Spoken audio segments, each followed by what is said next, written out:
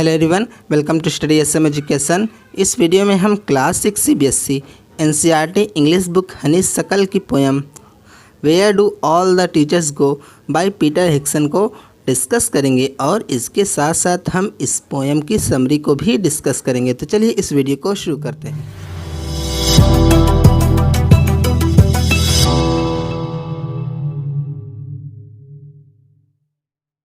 जैसे इस पोएम की समरी है, for young kids a teacher is an extraordinary special person. मतलब जो छोटे बच्चे होते हैं उनके लिए जो टीचर होते हैं वो एक एक्स्ट्राऑर्डिनरी स्पेशल किस्म के पर्सन होते हैं, इंसान होते हैं। एक्स्ट्राऑर्डिनरी का मतलब क्या होता है? जो असाधारण हो, जो दुनिया से अलग हो। तो जो बच्चे होते हैं ऐसे सोचते हैं कि जो टीचर हैं वो वो दुनिया से अलग इंसान होते हैं। इस तरह से उनकी फीलिंग्स होती है।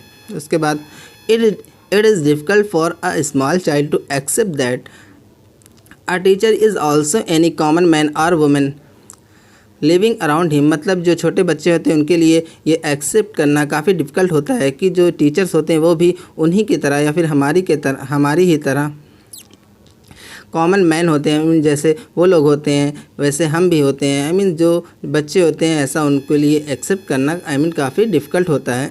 जो हमारे चारों तरफ जो इंसान रहते हैं, वुमेन रहते हैं, वो भी उन्हीं की तरह जो टीचर्स होते हैं उन्हीं की तरह रहते हैं। ये जो बच्चे होते हैं इसको एक्सेप्ट करना उनके लिए क्या है, काफ़ी डिफ़िकल्ट है। मतलब वो जो बच्चे होते हैं, ये छोटे बच्चे होते हैं, वो टीचर्स को कुछ अलग ही किस्म का इंसान समझते हैं।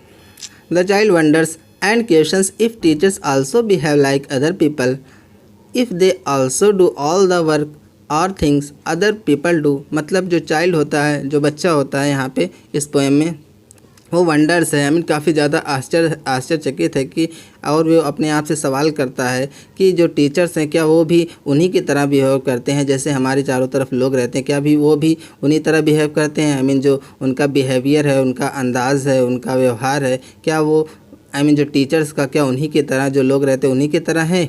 उसके बाद उनके मन में और क्वेश्चन आते हैं, जैसे वो कौन सा है? If they also do all the work or things, क्या वो भी उन्हें वही चीज़ करते हैं जो सभी लोग करते हैं? अदर पीपल डू जो दूसरे लोग करते हैं, क्या वो जो टीचर्स हैं वो भी वही चीज़ करते हैं? Like do they live in house, क्या उन्हीं के तरह या फिर हमारी तरह वो भी जो टीचर्स वो भी घरों में रहते हैं? डू दे वियर पैजामास, पैजामास का मतलब क्या होता है? एक टाइप का क्लॉथ्स होता है, उसको हम लोग क्या बोलते हैं? पैजामा।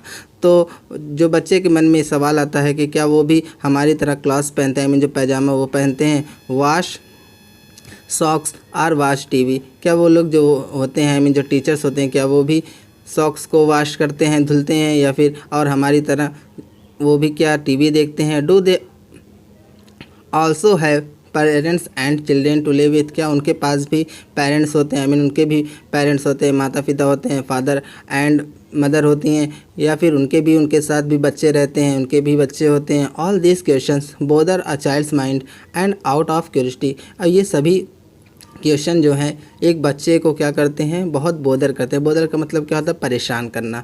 जो बच्चे के माइंड को क्या करते हैं? बहुत परेशान करते हैं। इस तरह की जो जिज्ञासा है, क्यूरियोसिटी का मतलब क्या होता है? जिज्ञासा। इस तरह की जिज्ञासा सोच उनके मन में आती है।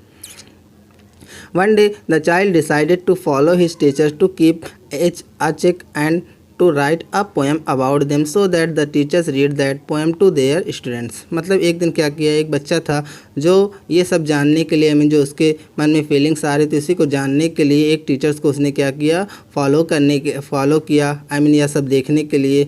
और उसने क्या किया? वो चाहता था कि उस पर एक वो पोएम लिखे, और इसीलिए वो क्या किया? उस टीचर्स को फॉलो किया ताकि वो जो टीचर्स हैं उन्हें उस पोएम को जो बच्चा लिखेगा उस पोएम को पढ़ सकें और उन्हें स्टूडेंट के सामने उन्हें पढ़ा सके। तो इस तरह क्या किया? उस बच्चे ने उसे फॉलो किया टीचर्स को।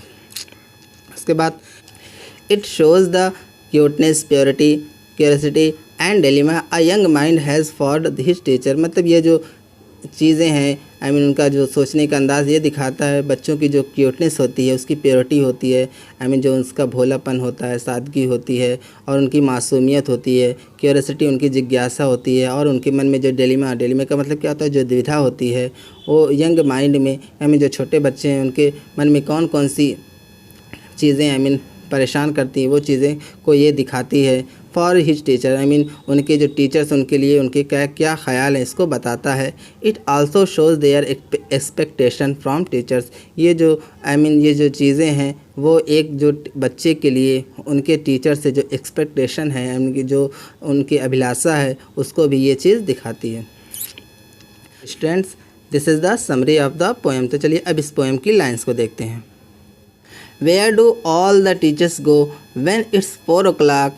Do they live in houses and do they wash their socks? मतलब एक यहाँ पे एक छोटा सा बच्चा है जिसके मन में ख़्याल आता है कि जब 4 बजता है, जैसे कि 4 बजे जो स्कूल होता है उसकी छुट्टी होती है, तो जो टीचर्स होते हैं वो कहाँ जाते हैं। इस तरह की फीलिंग्स, इस तरह की थॉट एक बच्चे के मन में आती है। और उसके बाद do they live in houses, क्या वो जो टीचर्स हैं वो भी अपने घरों में रहते हैं।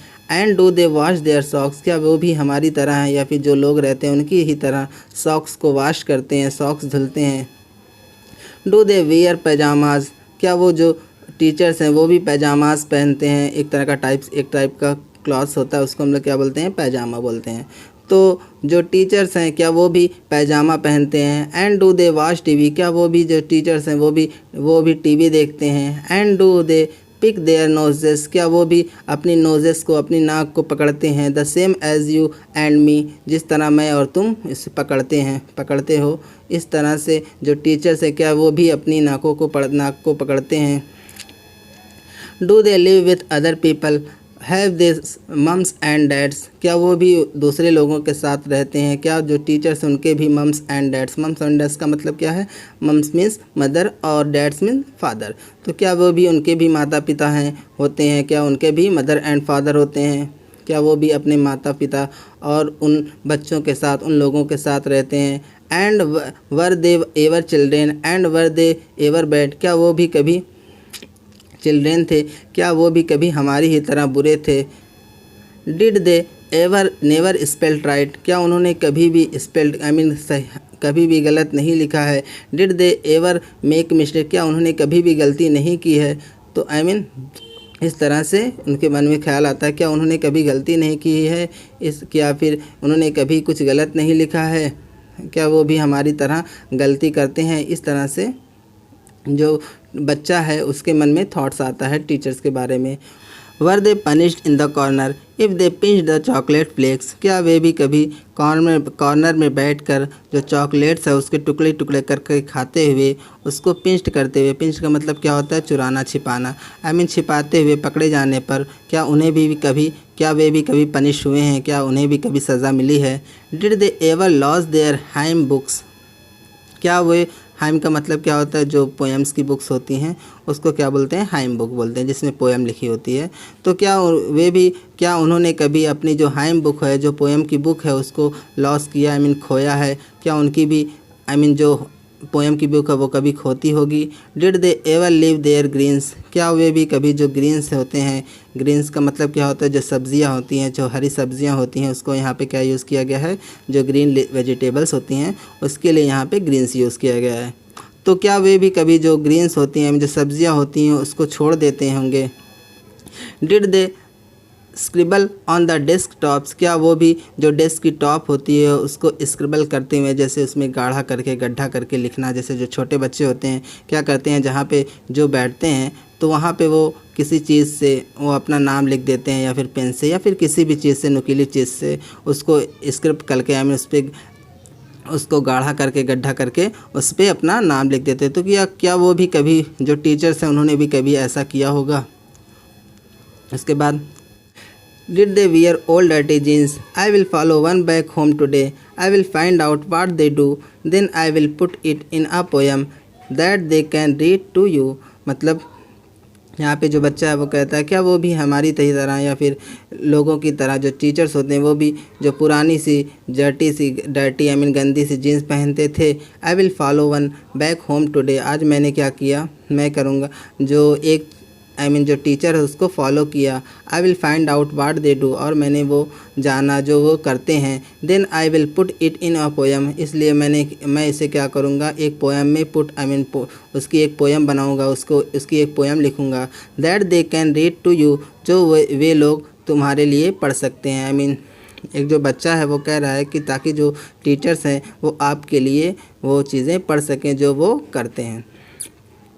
So students, this is the explanation of the poem. Hope आपको इस पोएम का एक्सप्लेनेशन अच्छी तरीके से समझ में आया होगा।